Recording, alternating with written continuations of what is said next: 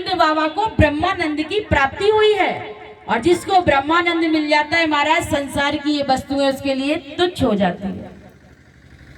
तो ये मत देखा करो आरती में कौन सा नोट चढ़ाना है, जो हाथ में आए सो थाली में चढ़ा दो, क्योंकि सब कुछ गौ माता की सेवा में ही तो जा रहा है महाराज, किसी के घर नहीं जा रहा है। ये शिक्षा दे रहे हैं नंद बाबा। और महाराज सूत मागत बंदी जनों ने बिरदावलियां गाना शुरू की। और महाराज क्या हुआ कि जो लोग सामान लेकर के जा रहे थे आपस में बात कर रहे थे, भैया बता तुझे क्या मिला। उसने बोला देख, चांदी का थाली, चांदी का लोटा, चांदी के गिलास, चांदी की कटोरी।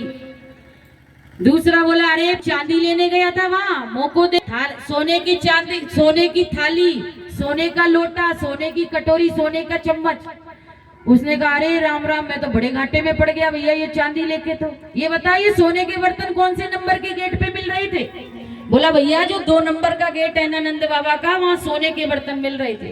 और महाराज लगाई फिर नंद बाबा के द्वार, और थाली और कटोरा चांदी का इसने रास्ते में ही पटक के मारा। और वहां से सोने के थाली, सोने का लोटा, सोने का गिलास लेके आया। इतने में तीसरा मिल गया आदमी। पूछा क्या लेके आ रहा है, नंद बाबा ने क्या दिया तुझे। तो कह रहा देख सोने की थाली, सोने का लोटा, सोने का गिलास। बोला अरे बावड़े, सोना लेने गया था, मुंह को देख, ये देख अंगूठी देख रहा है ना, हीरे की अंगूठी है, हीरे का हार लेके आया हूँ। और महाराज फिर इसने भगा के मारा सोने के बर्तन। इस प्रकार से सभी लोग उदार मना होकर के नंद बाबा के यहाँ से लेकर के आ रहे हैं, और नंद बाबा उदार मना होकर के दे रहे हैं। और बड़ी धूमधाम से उत्सव मन रहा था महाराज। इतने में क्या हुआ, नंद बाबा को याद आ गया कि मैं इनकम टैक्स देना तो भूल गया महाराज। इनकम टैक्स समझ रहे हो ना, कंस को हर साल इनकम टैक्स दिया जाता था। और नंद बाबा सोचे उत्सव मनाने में इतने मस्त हो गए कि कंस का कर देना तो भूल गए। और यदि कंस का कर समय पे नहीं दिया महाराज, तो कंस तो बड़ा विचित्र है, पता नहीं कौन सी सजा सुना दे। तो नंद बाबा ने कुछ ग्वालों से कहा लाला तुम लोग आराम से उत्सव मनाओ, आनंद लो, और हम अभी जाते हैं कंस का कर दे करके वापस आ जाएंगे और उत्सव मनाओ। और नंद बाबा तो कंस का टैक्स देने के लिए चले गए महाराज मथुरा मंडल। नंद बाबा इधर मथुरा मंडल गए। इतने में क्या हुआ, कंस की मौसी जी, लाला की मौसी आ गई। कौन आ गई, पूतना बाल घातनी आ गई। पूतना आ गई इतने में। और इधर तो नंद बाबा पहुंचे हैं मथुरा में। और जैसे ही नंद बाबा को कर देते हुए वसुदेव जी ने देखा कि वसुदेव जी की दिल की धड़कन बढ़ गई एकदम। वसुदेव जी मन में विचार करने लगे, अरे इनके यहाँ तो मैं अपना लाला छोड़ के आया हूँ सुरक्षा की दृष्टि से, और ये तो यहाँ मथुरा में घूम रहे हैं, कहीं मेरे लाला के ऊपर कोई आपत्ति विपत्ति ना आ जाए। तो कुछ देर के लिए खड़े हो गए वसुदेव जी, प्रतीक्षा करने लगे नंद बाबा की। और जैसे ही नंद बाबा कर देकर के कंस का बाहर निकले कि वसुदेव जी कहने लगे, और भैया नंद कैसे हो, मैंने सुना है या बुढ़ापे में तुम्हें पुत्र रत्न की प्राप्ति हुई है, लाला का जन्म हुआ है तुम्हारे घर, तुमने मुझे बुलाया नहीं। नंद बाबा कहने लगे भैया क्या बताऊं, ये तो तुमने सही सुना है कि मेरे घर लाला का जन्म हुआ है, लाला का प्राकट्य हुआ है, लेकिन जब मैंने सुना कि इस दुष्ट कंस ने तुम्हारे 6 पुत्रों को मार दिया, तो भैया हिम्मत नहीं पड़ी अपने सुख की सूचना तुम्हें देने के लिए, क्योंकि तुम्हारा दुख ही इतना बड़ा था। यदि आपका दुख पहाड़ के बराबर है और आपके मित्र का दुख राई के बराबर है, सरसों के दाने के बराबर है, तो अपना दुख भूल जाइए, अपने मित्र के दुख में शामिल हो जाइए। ये हमारे नंद बाबा इस प्रसंग के माध्यम से समझा रहे हैं। अपना सुख भूल गए, और इसीलिए उन्होंने वसुदेव जी को सूचित नहीं किया कि हमारे घर लाला का प्राकट्य हुआ। वसुदेव जी ने कहा नंद बाबा एक बात बताऊं। बोले बताओ मित्र क्या बात है। बोले मैं ज्योतिष का बहुत बड़ा पंडित हूँ। अच्छा तो महाराज आपका ज्योतिष इस समय क्या कह रहा है। बोले मेरा ज्योतिष विद्या कह रही है कि आपके गोकुल में बहुत जल्दी कोई उत्पात होने वाला है, कोई बहुत बड़ी आफत आने वाली है। अब तो महाराज नंद बाबा की दिल की धड़कन बढ़ गई और वहां से भागे महाराज, और रास्ते में भजन करते जा रहे हैं, हे नारायण मेरे लाला की रक्षा करना, हे नारायण मेरे छोरा की रक्षा करना। आज नारायण की रक्षा की मांग नारायण से स्वयं कर रहे हैं नंद बाबा, क्योंकि किसी के घर यदि बालक अवतार भी जन्म ले लेता है तो वो उसको अवतार नहीं मानता, वो सोचता है मेरा तो बालक है। जैसे माता हंसा और पिता लोहड़ थे, उनके लिए तो लाल ही थे ना जम्बेश्वर भगवान, लेकिन जो उनके प्रभाव को जाना उन्होंने तो अवतार माना उन्हें। तो महाराज नंद बाबा ने दौड़ लगाई और इतने में क्या हुआ, नंद बाबा के आने से पहले कि पूतना बाल घातनी पहुंच गई। महाराज गोपियों का झुंड चला आ रहा था बधाई गाते हुए, और महाराज इसने सुना कि किसी की बधाई गब रही है और इसका नाम है पूतना, अर्थात ये किसी का पूत होते हुए देख नहीं सकती। और महाराज बड़ा सुंदर रूप इसने माया के द्वारा धारण कर लिया और उन गोपियों के झुंड में शामिल हो गई। महाराज गोपियों के झुंड में शामिल हो गई, नंद भवन में इसने प्रवेश किया। सभी गोपियों ने यशोदा मैया को बधाई दी। अरे यशोदा बधाई हो, या बुढ़ापे में तो को लाला प्राप्त हुआ है। यशोदा मैया ने कहा बहना तुम सबन को भी बहुत बहुत बधाई हो। और इसने भी नाटक किया बधाई देने का, अरे यशोदा बधाई हो। अब यशोदा जी आंखें फाड़ फाड़ के देखती है ये मेरी बहना कहां से निकल पड़ी। फिर मन में सोचती है पास की ना सही कोई दूर की होगी, और या समय में यदि इससे पूछूंगी भैया तू मेरी बहना कौन सी है तो बुरो मान जाएगी। तो यशोदा मैया मन में सोचती तो बहुत है लेकिन मुंह पे कुछ नहीं कहती हैं, कोई बात नहीं, इसीलिए इनका नाम यशोदा है, सबको यश देती है। यशोदा मैया ने कहा बहनों तुम सबको भी बहुत बहुत बधाई हो। पूतना ने पूछा बोल लाला तूने कहाँ सुला रखा है। मैं लाला को बधाई देने आई हूँ, मैंने सुना तुझे लाला प्राप्त हुआ है। यशोदा मैया ने कहा देख वो सामने जो कमरा है ना उसमें मेरा लाला लेटा हुआ है, पालने में झूल रहा है। और सखियां क्या गा रही हैं, मेरो लाला झूले पलना निक दीरे झोटा दीजो, मेरो लाला झूले पलना निक दीरे झोटा दीजो, मेरो लाला झूले पलना निक दीरे झोटा दीजो।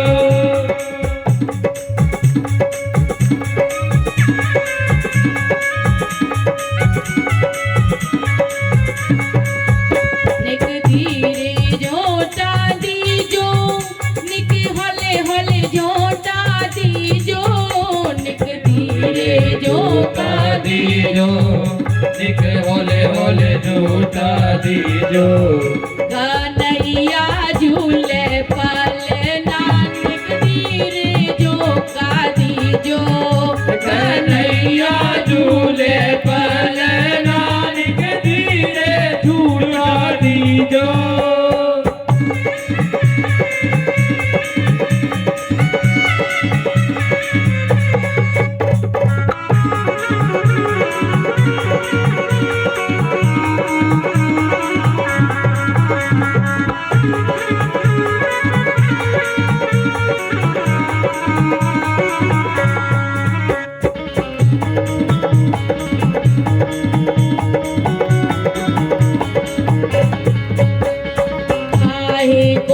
को बनोरे पालनो, काहे को यको बनोरे पालनो, काहे को यको बनोरे पालनो, काहे को यको बनोरे पालनो, काहे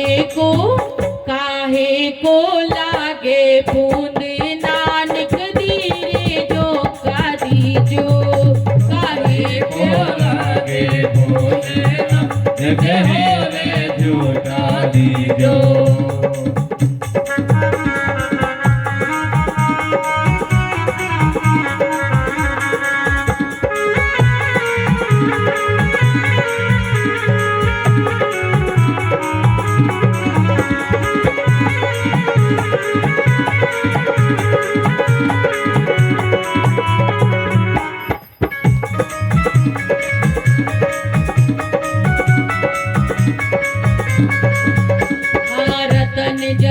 को बनोरे पालनो, रतन जड़ित को बनोरे पालनो, रतन जड़ित को बनोरे पालनो, रतन जड़ित को बनोरे पालनो, रतन जड़ित को बनोरे पालनो, रतन जड़ित को बन्यो रे पालनो। रेशम को लागे बूंद नानक धीरे जोता दीजे। रेशम को लागे गले नानक धीरे झूठा दीजे। मेरो लाला झूले पालना एक धीरे झोंका दीजे। सभी सखियां लाला को झुला रही थी और गीत गा रही थी। महाराज सखियां तो गोपियां चली गई और महाराज इस पूतना को एकांत अवसर मिल गया, कमरे में पहुंच गई और जैसे ही भगवान ने देखा मौसी जी आ रही हैं और तुरंत अपने दोनों नेत्रों को श्री ठाकुर जी ने बंद कर लिया। भगवान ने अपने नेत्र क्यों बंद किए, इस पर हमारे संत बड़ा सुंदर सुंदर अर्थ निकालते हैं। एक संत कहते हैं भगवान ने अपने नेत्रों को इसलिए बंद कर लिया क्योंकि भगवान इस धराधाम पर शत्रुओं का विनाश करने आए थे और भगवान को लगा कि लगता है ये कार्य मुझे मेरी मौसी जी से ही शुरू करना पड़ेगा, इसलिए शुभ कार्य करने जा रहा हूँ। आंख बंद के थोड़ा भगवान श्री गणेश जी का ध्यान तो कर लेता हूँ, इसलिए आंख अपने बंद कर ली। एक संत कहते हैं कि भगवान ने अपने नेत्रों को इसलिए बंद कर लिया क्योंकि भगवान ने मन में विचार किया कि मैं तो इस मथुरा इस गोकुल में माखन मिश्री खाने आया था और महाराज माखन मिश्री का स्वाद तो मिला नहीं और मौसी जी आ गई मुझे जहर पिलाने के लिए। और ये जहर पीने का अभ्यास मेरा नहीं है, किसका है? जहर पीने का अभ्यास भगवान भोले नाथ का है। क्योंकि समुद्र मंथन हुआ था तो कालकूट नाम का विष निकला। अब महाराज विष तो कोई पीना नहीं चाहेगा, सभी को अमृत चाहिए, अमर होना चाहिए। देवताओं ने दैत्यों से कहा भैया तुम पी लो। बोले क्यों, हम ज्यादा फ्री हैं क्या अपने घर में जो हम पी ले? बोले थे पी जाओ। बोले ना ना हम नहीं पी सकते, हम देव है। बोले फिर कौन पिएगा? बोले चलो भोले बाबा के पास चलते हैं। और महाराज समस्त देवता विष को लेकर के भोलेनाथ के पास गए। भोले बाबा से कहा भोले बाबा आप इस विष का पान कर लीजिए। और भोले बाबा तो हमारे बड़े भोले, नाम ही भोला है उनका। और महाराज भगवान भोलेनाथ ने विष का कटोरा लिया और कालकूट नाम का विष एकदम पी गए। और जैसे ही विष को पिया कि तुरंत मन में विचार आया कि मेरे हृदय में तो भगवान राम विराजते हैं, मेरे इष्ट विराजते हैं, कहीं विष का प्रभाव उनके ऊपर ना पड़ जाए। तो तुरंत महाराज विष को अपने गले में ही भगवान भोलेनाथ ने रोक लिया और गला नीला हो गया भगवान भोलेनाथ का। इसीलिए भगवान का नाम नीलकंठ पड़ गया। ब्रह्मा जी ने कहा तुम देवताओं बहुत छलिया हो, जाकर के भोले बाबा को विष पिला करके आई, देख क्या उनका हाल क्या है,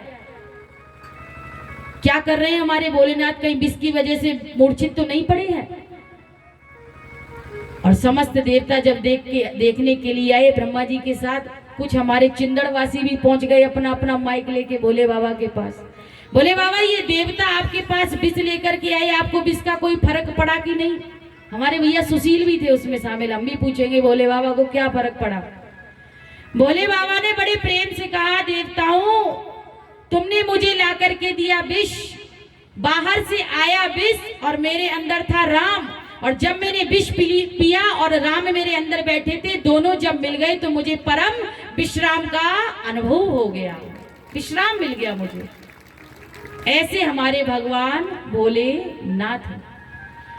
और यदि भगवान भोलेनाथ उस विष को बमन कर देते तो संपूर्ण संसार नष्ट हो जाता, और यदि उस विष को अंदर ले जाते तो हृदय में जो भगवान राम बैठे हैं, उनके इष्ट बैठे हैं, उनको कष्ट हो जाता। तो आज वही भगवान श्री ठाकुर जी सोच रहे हैं कि हमारी मौसी जी जहर पिवावे आई गई, हमें जहर पिलाने के लिए आई हैं, और जहर पीने का अभ्यास हमारा नहीं है, ये अभ्यास तो हमारे भोले बाबा का बड़ी जोरदार है। इसलिए भगवान श्री ठाकुर जी ने अपने दोनों नेत्रों को बंद कर लिया। एक संत कहते हैं मानो भगवान ने अपने नेत्रों को इसलिए बंद कर लिया क्योंकि भगवान के जो दोनों नेत्र हैं वे सूर्य और चंद्र लोक है, और भगवान के हाथों मारा हुआ किसी उसकी अधोगति नहीं होती। और सूर्य और चंद्र ने कहा प्रभु हम अपने लोक में इस पापनी को बढ़ने नहीं देंगे, आपकी जहां मर्जी हो तहां भेज दो इन्हें। इसलिए भगवान ने अपने नेत्रों को बंद कर लिया महाराज। एक संत कहते हैं भगवान ने मानो अपने नेत्रों को इसलिए बंद कर लिया कि दृष्टि उसी पर डालनी चाहिए जो कृपा का पात्र होता है महाराज। जो दृष्टि का पात्र होता है उस पर ही अपनी दृष्टि डालनी चाहिए, क्योंकि जैसी दृष्टि होती है हमें वैसी ही सृष्टि नजर आती है। बहुत सुंदर प्रसंग चल रहा है, ध्यान से सुनना। जैसी दृष्टि वैसी सृष्टि। यदि आप अपनी दृष्टि से अच्छे चित्रांकित करेंगे, चित्रों को देखेंगे, आप अपनी दृष्टि से अच्छे दृश्य देखेंगे तो आपके हृदय में भी वह दृश्य अंकित हो जाएंगे, क्योंकि ये शरीर रूपी भवन का नेत्र ही आपका द्वार है। इस द्वार से आप जैसा देखेंगे वैसा चित्र आपके हृदय में अंकित हो जाएगा। स्वामी विवेकानंद जी एक बार शिकागो धर्म सम्मेलन में गए, और जब शिकागो धर्म सम्मेलन में गए, स्वामी विवेकानंद जी का नाम सुना है कि नहीं? किस किसने सुना है? हाथ उठाएं। स्वामी विवेकानंद जी का कभी चित्र देखना आप लोग, आज ही मोबाइल पर बच्चों से निकलवाना। इतना तेज था स्वामी जी के चेहरे पे, ऐसा लगता था दूसरा सूर्य का उदय हो चुका है, इतना तेज था स्वामी जी के चेहरे। जब स्वामी विवेकानंद जी शिकागो धर्म सम्मेलन में गए, अन्य धर्मों के जब लोगों ने बोला तो सभी लोग संबोधन कर रहे थे कि लेडीज एंड जेंटलमैन। ध्यान से सुनना, बड़ी अच्छी कथा है, जिसको जगह मिलेगी बैठ जाएगा। हमने देखा हमारी मातृशक्ति बहुत जल्दी विचलित हो जाती है। अरे आप कथा श्रवण करने आए हैं या क्या करने आए हैं? बोलना पड़ेगा, क्या बोलना पड़ेगा? स्वामी विवेकानंद जी जब शिकागो धर्म सम्मेलन में गए, अनेक धर्म गुरुओं ने जब अपना अपना स्पीच दी, अपना अपना भाषण दिया, तो अपने भाषण में संबोधन यही किया कि लेडीज एंड जेंटलमैन। और जैसे ही हमारे श्री स्वामी जी का नंबर आया अपना भाषण बोलने के लिए, कि स्वामी जी ने तुरंत कहा बहनों एवं भाइयों, और जैसे ही बहन और भाई कहा कि एकदम समाज में तालियों की गड़गड़ाहट हो गई महाराज। जैसे ही बहन और भाई का नाम लिया कि तालियां बज गई। ऐसी कौन सी खास बात थी बहन और भाई में जो तालियां बजी उनके लिए? उनसे पहले इतने लोगों ने स्पीच दी, भाषण दिया, किसी के लिए तालियां नहीं बजी। कहते हैं जहां बहन और भाई का संबंध होता है वहां कभी हमारे हृदय में गलत विचार आ ही नहीं सकते, वहां पर कभी भ्रष्टाचार हो नहीं सकता, जीव का वहां पर कभी पतन हो नहीं सकता। इसीलिए बहन और भाई कहकर के उन्होंने संबोधन किया। और महाराज जैसे ही मंच से नीचे उतरे श्री स्वामी विवेकानंद जी की, शिकागो की एक महिला ने उनको घेर लिया। बोले महाराज जी हम आपसे बात करना चाहते हैं। महाराज जी ने कहा कहिए क्या कहना चाहती हैं आप? कहा महाराज जी हम आपसे एकांत में कुछ बात करना चाहते हैं, अकेले बैठ के। स्वामी विवेकानंद जी ने कहा एकांत ही तो है देवी, कहिए क्या कहना चाहती हैं आप?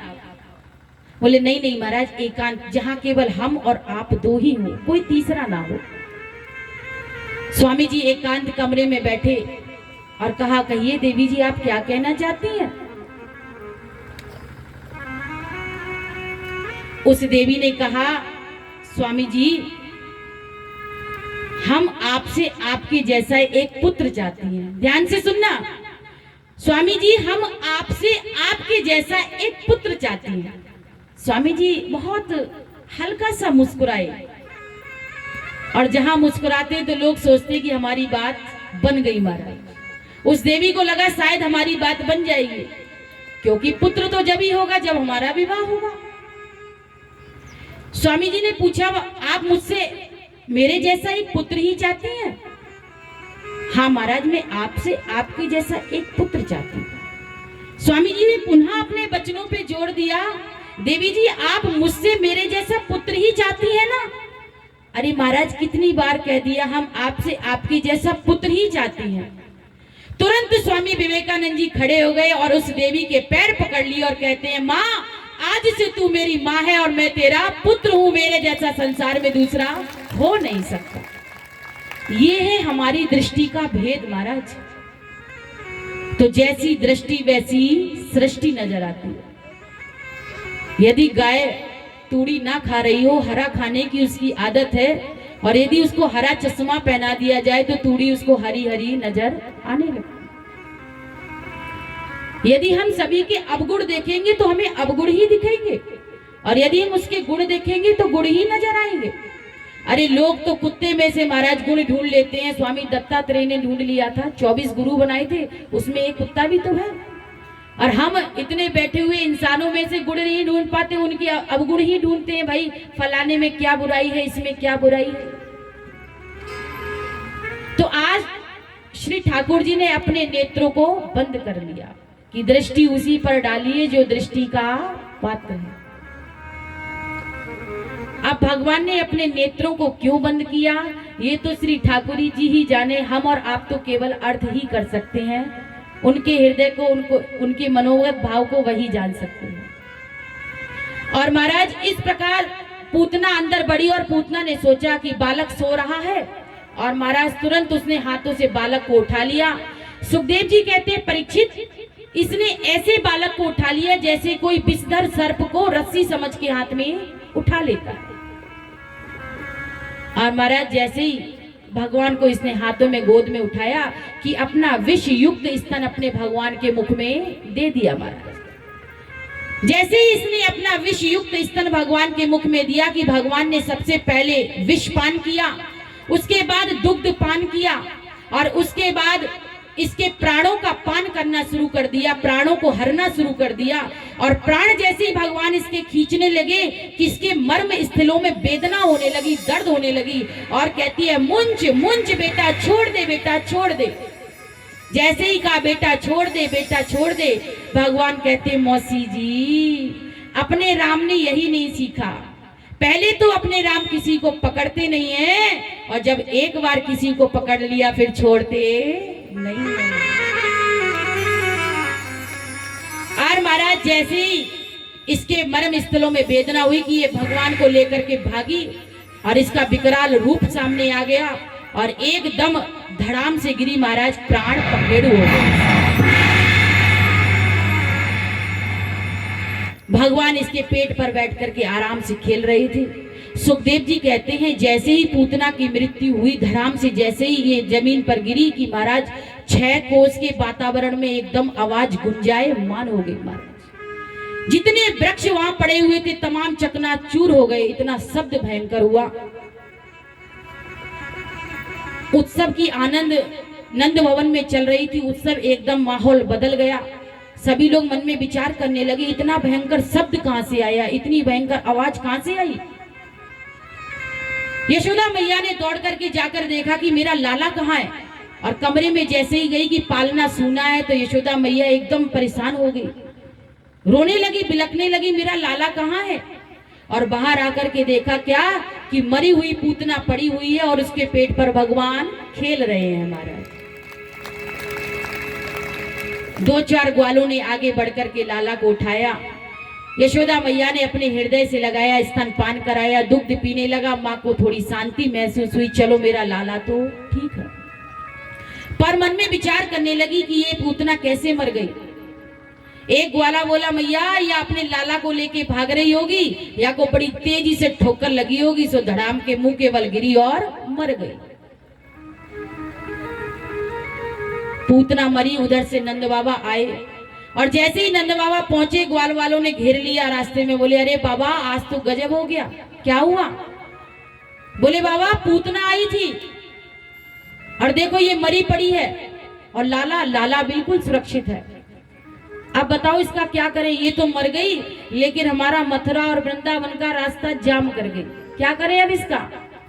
नंद बाबा ने कहा, तो चिंता क्यों करते हो, अपने घर से कस्सी और फावड़ा लेकर के आओ, जितने वृक्ष टूटे पड़े हैं उन सबको काटो, और इसके ऊपर डाल करके सब में आग लगा दो। संपूर्ण वृक्षों को काट करके उसके ऊपर डाल दिया गया, आग लगाई। महाराज जैसे ही उसमें आग लगी कि बहुत दिव्य सुगंध निकली उसके शरीर से। सुखदेव जी से परीक्षित ने प्रश्न पूछा, महाराज जी इसके शरीर से दिव्य सुगंध क्यों निकली। ये तो भगवान को मारने की इच्छा से आई थी, पापनी थी, बाल घातनी थी। सुखदेव जी कहते हैं, अब इसको पापनी कौन कहेगा भला। जिसका शरीर भगवान के हाथों में छूता है उसको पापनी कौन कहेगा।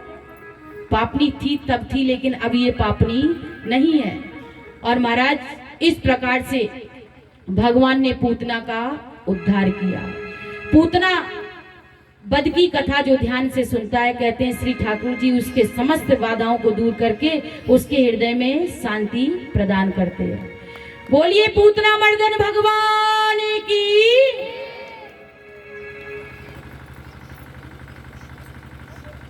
और एक दिन क्या हुआ कि बुधवार का दिन आया महाराज। मैया ने मन में विचार किया, मेरा लाला का जन्म बुधवार के दिन हुआ था, इसलिए मैं आज जन्म का उत्सव मनाऊंगी।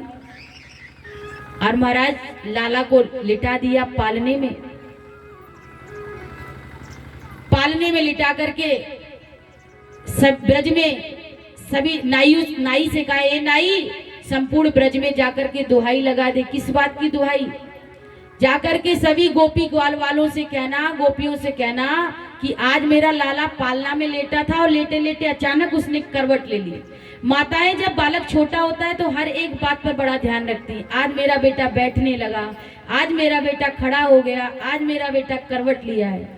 और जैसे ही भगवान ने पालने में करवट ली कि यशोदा मैया खुश हो गई और नाई को बुलाकर कहा, अरे नाई जाओ पूरे ब्रज में दुहाई लगवा दो कि आज करवट बदलने का बुलावा है, गीत गवेंगे हमारे घर पे। और नाई ने महाराज जाकर के पूरे ब्रज में दुहाई लगा दी। सभी गोपियां दौड़ी दौड़ी आई मैया के पास, मैया बधाई हो, करवट बदलने की बधाई हो। मैया कहने लगी, तुम सबको भी बधाई हो बहना, पर लाला को अभी सुलाया है, कच्ची नींद जग जाएगा तो बड़ा रोएगा। गोपियां गुस्सा करने लगी, फिर तूने हमें क्यों बुलाया? अरे जब बुलाया है तो गीत तो हम गाएंगे कि नहीं गाएंगी? मैया कहने लगी, अच्छा तो ठीक है, एक काम करते हैं, यहाँ आंगन में जितने मटके रखे मैं सब उठाकर बाहर रख देती हूँ गाड़ी के ऊपर, और लाला को भी बाहर सुला देती हूँ, फिर आराम से गीत गाना। और मैया जाकर के लाला को बाहर सुलाकर आई और जितने मटके रखे हुए थे पुराने दादस के जमाने के उठाकर बैलगाड़ी के ऊपर रख दिए और गीत गाने लगी। क्या गाती हैं? तेरे लाला की सुन के मैं आई, यशोदा मैया दे दे बधाई। लाला की सुन के मैं आई, यशोदा मैया दे दे बधाई। लाला की सुन के मैं आई, यशोदा मैया दे दे बधाई। लाला की सुन के मैं आई, यशोदा मैया दे दे बधाई। लाला की सुन के मैं आई, यशोदा मैया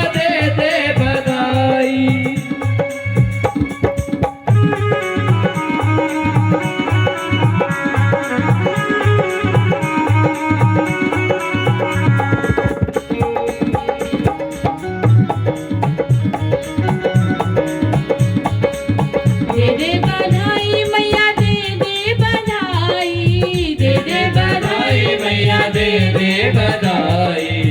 लाला जन्म में सुन आई, यशोदा मैया दे दे बधाई। लाला जन्म में सुन आई, यशोदा मैया दे दे बधाई।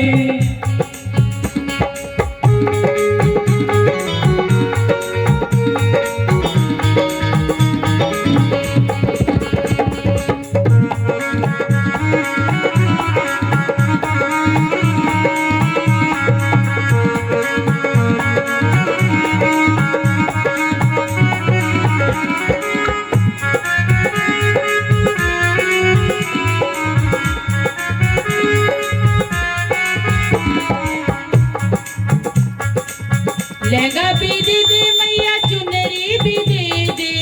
लहंगा भी दे दे मैया, चुनरी भी दे दे। लहंगा भी दे दे मैया, चुनरी भी दे दे। लहंगा भी दे दे मैया, चुनरी भी दे दे। लहंगा की दे दे सिलाई, यशोदा मैया दे दे बधाई। लहंगा की दे दे सिलाई, यशोदा मैया दे दे बधाई। लाला की सुन के मैं आई, यशोदा मैया दे दे बधाई। लाला की सुन के मैं आई, यशोदा मैया दे दो बधाई।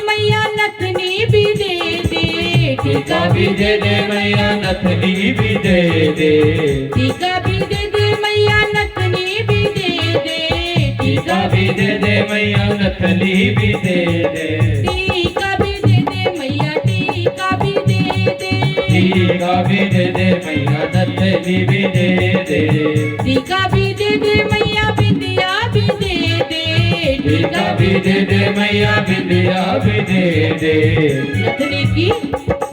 नथनी की दे दे कढ़ाई यशोदा मैया दे दे बधाई नथनी की दे कढ़ाई यशोदा मैया दे दे बधाई लाला की सुने के में आई यशोदा मैया दे दे बधाई लाला की सुनी के मैं आई यशोदा मैया दे दो बधाई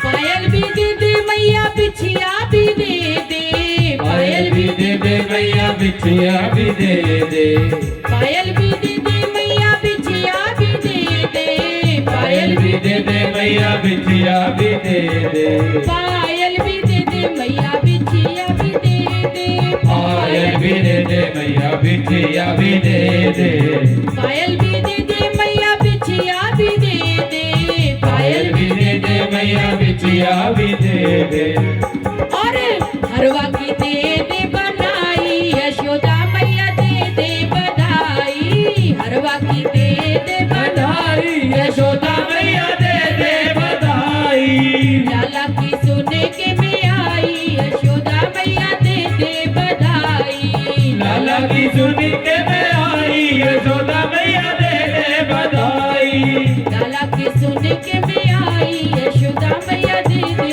बधाई लाला की सुनी के मैं आई यशोदा मैया दे दे बधाई यशोदा मैया दे दे बधाई यशोदा मैया दे दे बधाई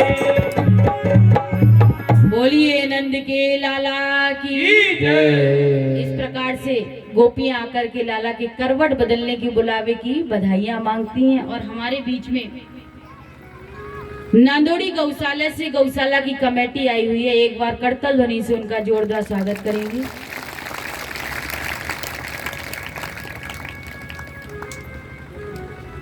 और महाराज एक दिन क्या हुआ, जैसे ही पता चला भगवान भोलेनाथ को कि हमारे ठाकुर जी का प्राकट्य हो चुका है, श्री कहाँ हुआ है बताओ?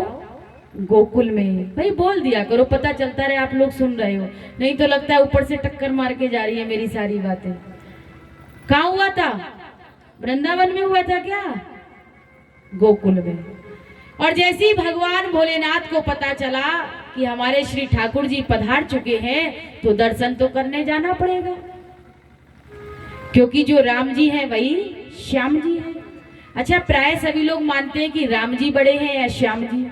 मन में विचार आ जाता है कि नहीं, भाई किसकी पूजा करें? कहीं राम जी की पूजा करें तो श्याम जी नाराज ना हो जाए, और श्याम जी की करें तो हमारे राम जी ना रूठ जाए। एक बार क्या हुआ, गोस्वामी तुलसीदास जी भगवान राम के उपासक हैं, भगवान राम को मानते हैं, और श्री सूरदास जी हमारे भगवान श्री ठाकुर जी को मानते हैं। बहुत देर से कीड़ा बड़ा परेशान कर रहा है।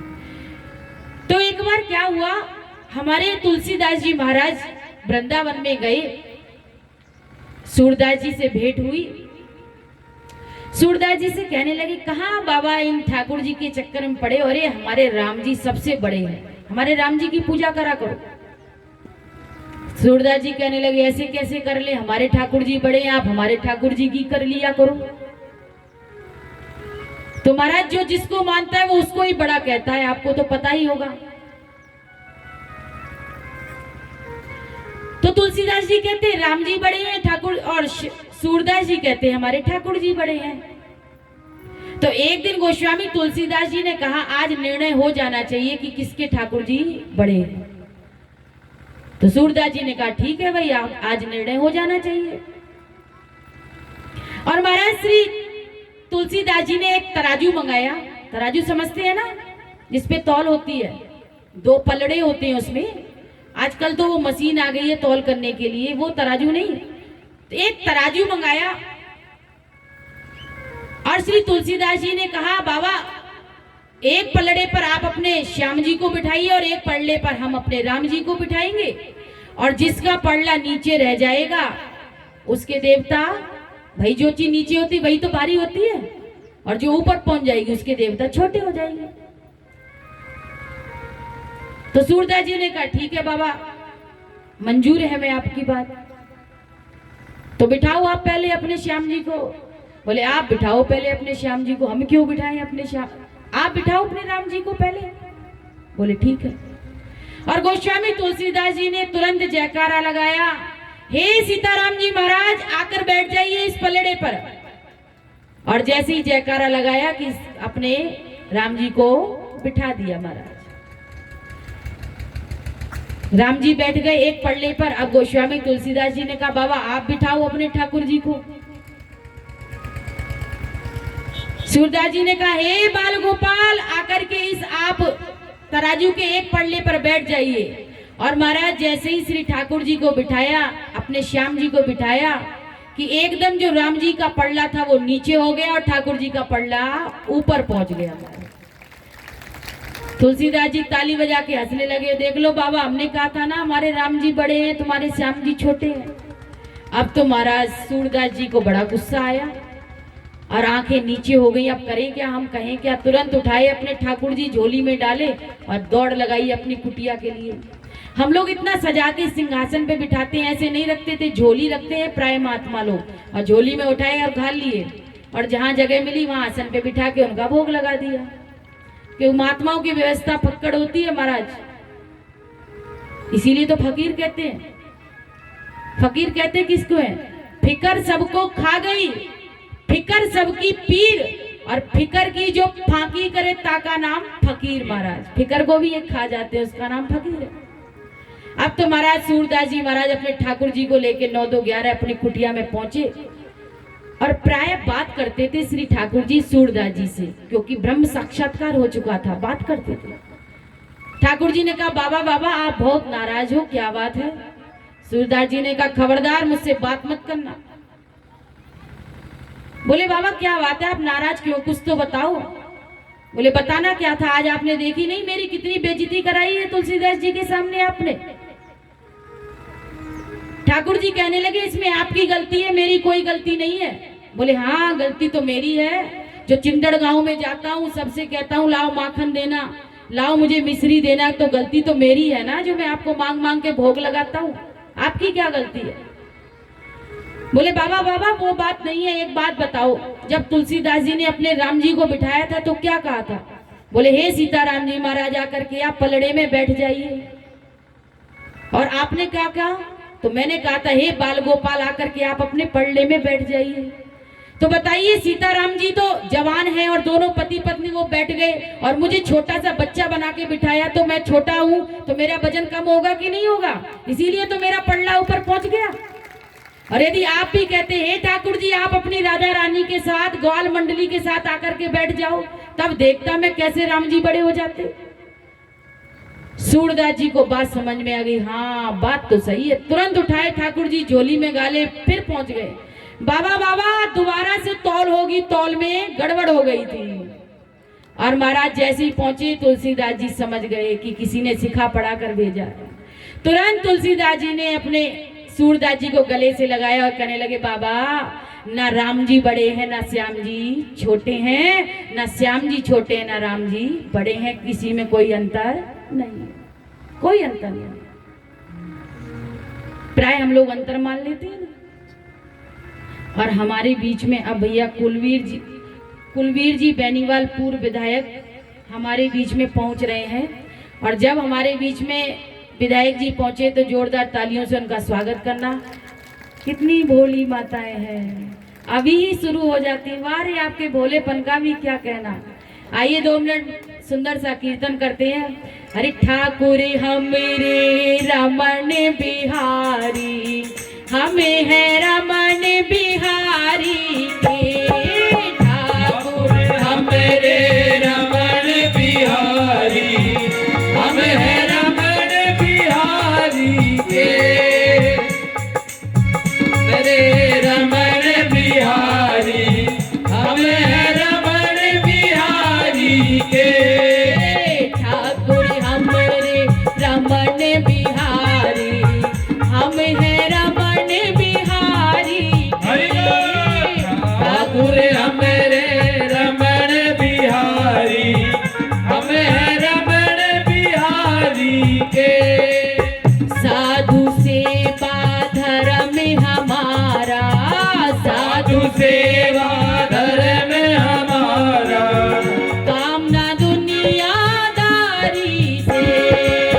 साधु सेवा धर्म हमारा, कामना दुनियादारी से।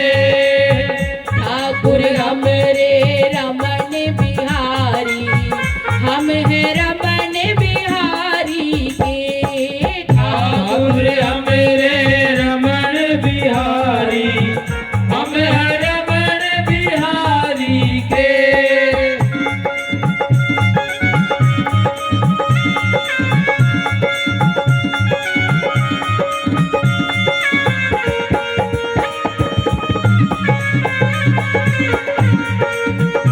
तालियों की सेवा के साथ।